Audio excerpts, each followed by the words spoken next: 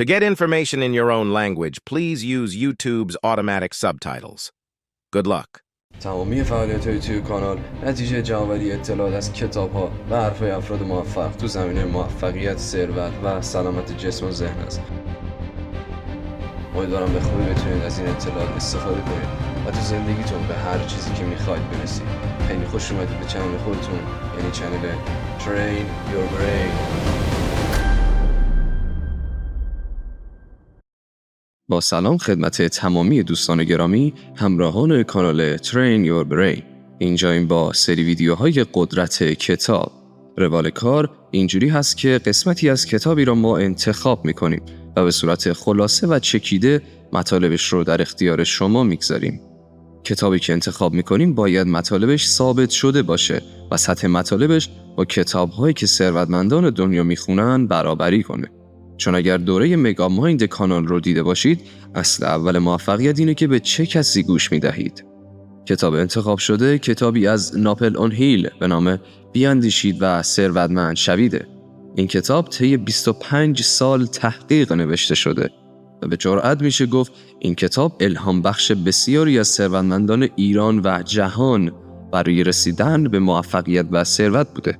می‌خواهیم در مورد 6 ترس اولیه صحبت کنیم که بسیاری از مشکلاتی که الان در زندگیتون دارید زیر مجموعه همین 6 ترس میباشد.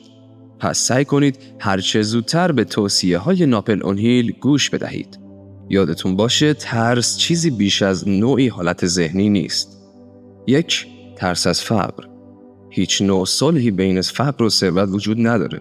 همه مسیرهایی که به فقر و ثروت کشیده میشوند در جهت مخالف هم هستن. اگر شما میخواهید ثروتمند شوید، باید از پذیرش شرایطی که به فقر منتهی میشه پرهیز کنید. این ترس قوای ذهنی تو رو از بین میبره. اعتماد به نفس تو ویران میکنه. انگیزه و اشتیاقی که داری رو تبدیل به یأس و ناامیدی میکنه. حالا این قسمت رو با دقت گوش کن دوست من. تو در ذهن خودت از رسیدن به آرزوهات ناکام میمانی و همین باعث از بین رفتن عشق و احساسات ظریف قلبی و دوستی میشه. اگر از اکثریت افراد در رابطه با ترس پرسیده شود، آنها پاسخ میدهند ما اصلا نمیترسیم. این پاسخ کاملا به شکل ناصحیح بیان میشود، زیرا افراد کمی میدانند که زیر سایه ترس زندگی میکنند. شما فقط با تحلیل کردن خودتون در لایه‌های عمیق‌تر میتوانید ویژگی‌های شخصی خودتون رو بجویید و خودتون رو بشناسید. چند تا از نشانه‌های ترس از فقر اینا هستند. هنگامی که نسبت به همه چیز بی تفاوتید. از خصوصیات بارزش اینه که آرزویی نداری و اشتیاق در تو به صفر رسیده، به صورتی که حتی انگار قدرت تخیل تو از کار افتاده. شک و دودلی. میدونستی وقتی در این حالت باشی اجازه میدی دیگران به جای تو تصمیم بگیرن و به جای تو بیاندیشن؟ نگرانی.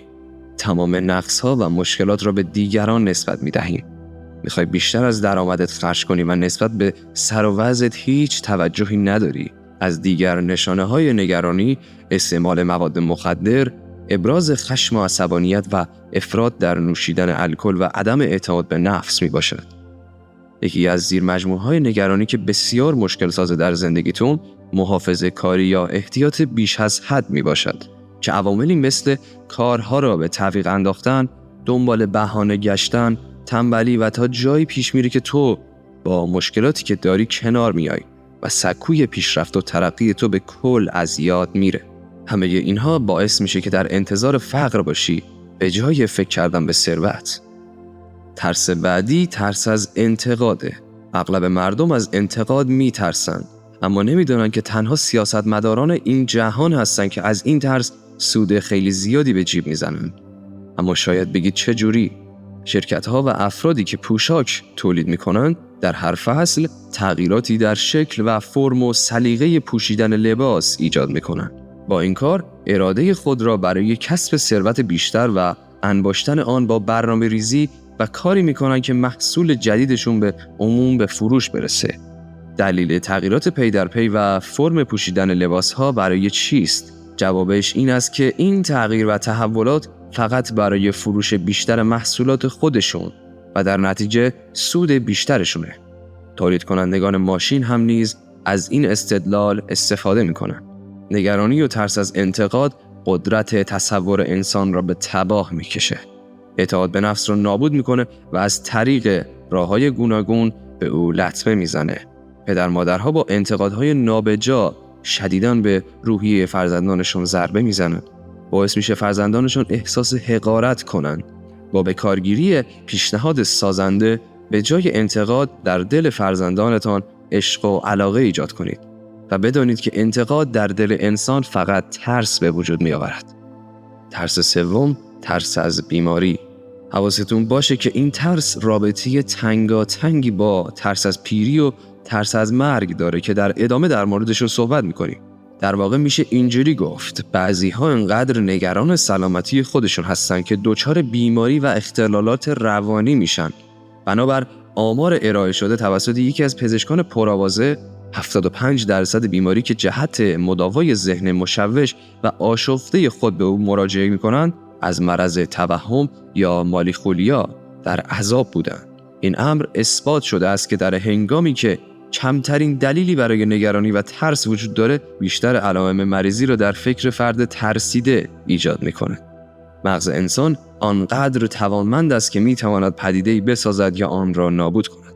با توجه به آنچه درباره علائم ترس از بیماری گفته شده، به نتیجه می‌رسیم که ارتعاشات فکری منفی بر افراد به راستی تأثیر گذاشته و آنها را دچار بیماری می‌کند. و این تلقین است که این ارتعاشات را از فکری به فکر دیگر منتقل می‌کند. هسته ترس از بیماری و سلامت در ذهن هر انسان شکل می‌گیرد. پس افکار منفی را به کل کنار بگذار. مگه اصلاً افکار منفی سودی هم دارند؟ ترس از دست دادن عشق. منبع اصلی و اولیه این ترس شاید به روزگاران قدیم برمیگردد. زمانی که مردهای قبیله زنان مردان دیگر را با اتکا به زور بازو می‌دزدیدند. اما اگر توجه کرده باشید، امروزه به شیوه دیگری این عمل انجام می شود. فقط با ظاهری متفاوت تر. امروزه مردان به وسیله خرج کردن پول و خرید اجناس پرزرق و برق مثل ماشین های مدل بالا، آپارتمان های شیک و لوکس، لباس های زیبا که در برابر استفاده از زور و قوت بازو کارآمدتر و مؤثرتر نیز هستند و این گونه زنان مردان دیگر را به چنگ خود در می آورند. ترس از دست دادن معشوق برای شخص عاشق بسیار دردناک است.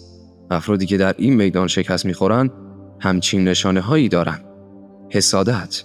این افراد بدون هیچ دلیلی نسبت به آشنایان و نزدیکان خود دچار شک و تردید می‌شوند. به همسران خود بدون هیچ مدرکی تهمت می‌زنند. آمارهای دقیق نشان داده که زنها بیشتر از مردان تحت تاثیر این ترس هستند. عیب جویی. افرادی که ترس از دست دادن معشوق رو دارن بدون هیچ بهانه یا دلیلی از دوستان خودشون عیب جویی میکنن. قمار کردن. این تیپ افراد برای جلب توجه و محبت دیگران دست به کارهای بزرگ و پرخطر میزنن تا پول بیشتری به جیب بزنن، مثل قمار، تقلب و دزدی. این افراد برای رضایت معشوق خود پول بیش از اندازه خرج میکنن و خود را وام دیگران میکنن تا شاید بتوانند نظر معشوق را جلب خود کنند. و در آخر ترس از مرگ. برخی از افراد ظالمانه ترین شکنجه را ترس از مرگ می دانند که در برگیرنده اغلب ترس های اولیه هست. ترس از مرگ برای بعضی ها از تعصبات دینی و آیینی می آید. به همین خاطر است که افراد بیدین و کافر نسبت به افراد دیندار کمتر متعصب بودند و از مرگ ترس کمتری دارند. در درازای تاریخ همیشه انسان از خود و دیگران این سوال را میپرسد که من از کجا آمدم و به کجا خواهم رفت. در گذشته افراد زیادی از رهبران مذاهب افراد را به دین و مذهب خود فرا می‌خواندند و به آنها میگفتند به من ایمان بیاورید و من را به عنوان نماینده خداوند قبول کنید تا شما را پس از مرگ به بهشت ابدی ببرم. اما در بسیاری از افراد فکر کردن به کیفر ابدی عشق و شوق زندگی را نابود می‌کند و جایی برای سعادت و خوشبختی باقی نمی‌گذارد. امروزه دیگر ترس از مرگ مثل روزگاران قدیم نیست و با توسعه علم بسیاری از زنان و مردان حالا چندان وحشتی از ترس از مرگ ندارند. مرگ را می‌توان به یک خواب طولانی تشبیه کرد. خواب به انسان آرامش می‌دهد. پس از آن نباید ترسید. با ما می‌تونی هر چه زودتر ضعف‌های خودت رو بشناسی و به بهترین خودت تبدیل بشی. ممنونم که تا اینجا با ما همراه بودید. تا ویدیوهای آینده بدرود.